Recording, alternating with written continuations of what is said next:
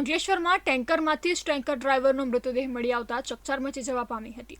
વલસાડથી અંકલેશ્વર આવેલ ટેન્કરના ચાલકે અંકલેશ્વર નજીક નેશનલ હાઈવે 48 પર UPL 1 કંપની સામે અંકલેશ્વરથી ભરૂચના સર્વિસ રોડ ઉપર વાહન પાર્ક કર્યું હતું। ત્યારબાદ 24 કલાકથી ટેન્કર એક જ પરિસ્થિતિમાં રહેતા સ્થાનિકોએ પોલીસને જાણ કરી હતી। ઘટનાની જાણ થતાં અંકલેશ્વર B ડિવિઝન અને ભરૂચ LCBની ટીમ સ્થળ પર દોડી આવી હતી અને તપાસ કરતા ચાલકનો મૃતદેહ કેબિનમાંથી મળી આવ્યો હતો। પોલીસે મૃતદેહનો કબજો મેળવી તપાસ હાથ ધરી હતી, જેમાં મૃતદેહ પર ઈજાના કેટલાક નિશાન જોવા મળ્યા હતા।